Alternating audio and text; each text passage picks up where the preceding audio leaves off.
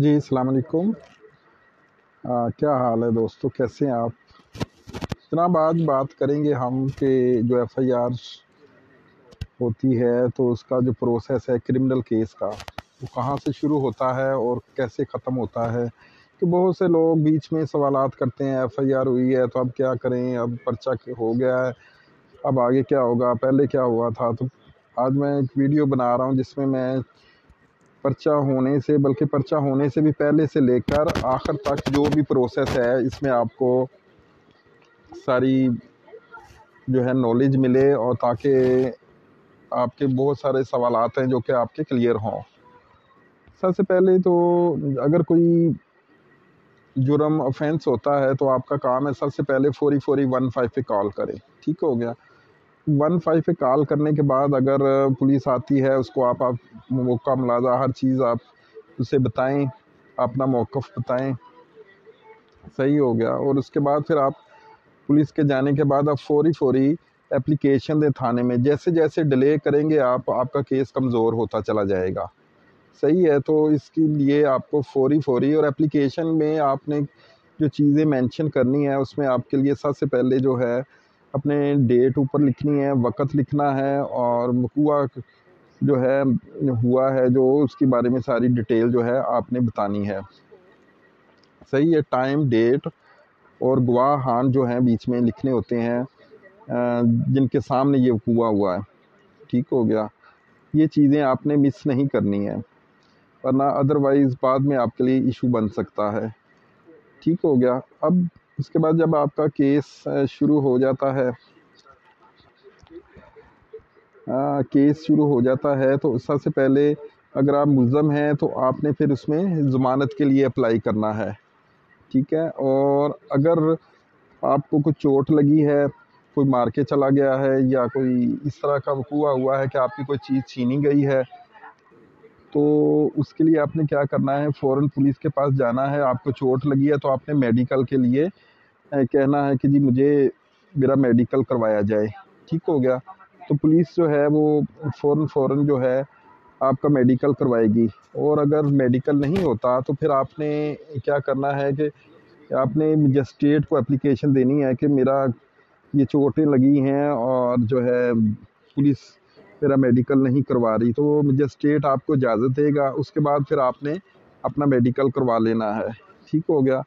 Medical होने के बाद अगर आपका मेडिकल में काबिल दस्तंदाजी जुर्म बनता है तो फिर पुलिस को एफआईआर देनी ही पड़ेगी। और अगर एफआईआर नहीं देते वो, फिर आपको सेक्शन 22 ए और बी के तहत उनके ख़िलाफ़ रिट करनी पड़ेगी सेशन कोर्ट में। ठीक हो गया। और अगर सेशन कोर्ट से पर्चा नहीं होता, फिर आपको हाई कोर्ट, कोई अलहदा है, उसके लिए अलहदा से वीडियो मौजूद है। अच्छा, यहाँ पे जो हम बात कर रहे हैं इसका पूरे प्रोसेस की, सबसे पहले एफआईआर होगी, और एफआईआर के बाद फिर इन्वेस्टिगेशन होगी।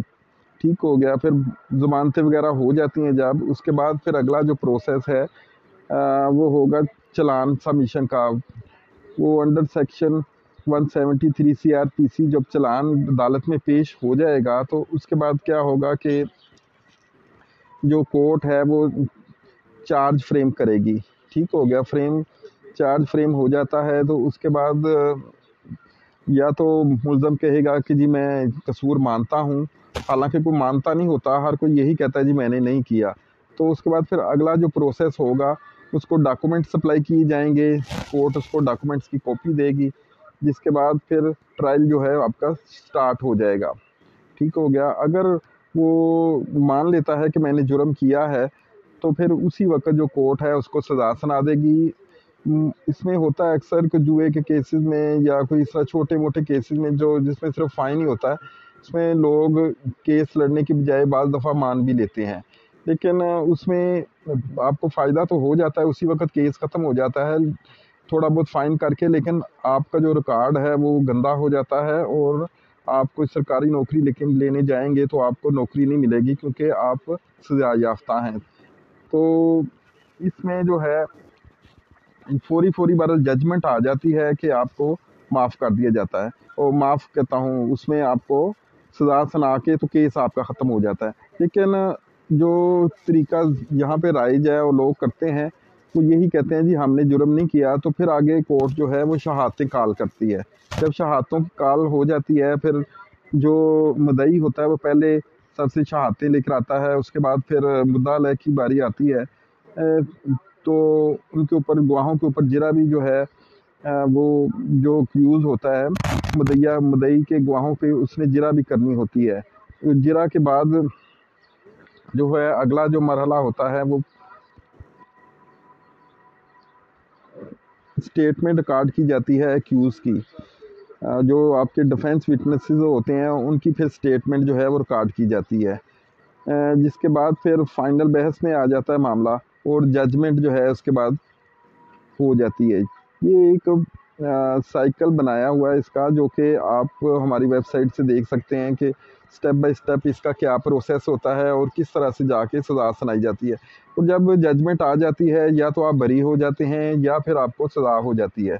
ठीक हो गया। और अगर आपको सज़ा हो जाती है तो फिर आपका अगला जो प्रोसेस है, आपने उसके ख़िलाफ़ सेशन कोर्ट में, अगर मजिस्ट्रेट ने सज़ा सुनाई है तो आप सेशन कोर्ट में अपील करेंगे, और अगर सेशन कोर्ट से सज़ा हुई है तो आप हाई कोर्ट में अपील करेंगे। सही हो गया। और फिर इस तरह से वहाँ से अगर रिजेक्ट होती है तो फिर आप उसके ख़िलाफ़ जाएंगे आगे, हाई कोर्ट में जाएंगे। आप हाई कोर्ट से आगे फिर सुप्रीम कोर्ट तक आप अपील करके, तो अपना जो है, अगर आपको सज़ा हुई है या आपका मुल्ज़म बरी हुआ है, तो आप उसके ख़िलाफ़ अपील करके आप जो है अपना रेमेडी अवेल कर सकते हैं। सही हो गया। और इसके बाद फिर मज़ीद कोई सवालात होंगे तो आप नीचे बता दीजिएगा, तो हम इंशाल्लाह उसका रिप्लाई भी कर देंगे।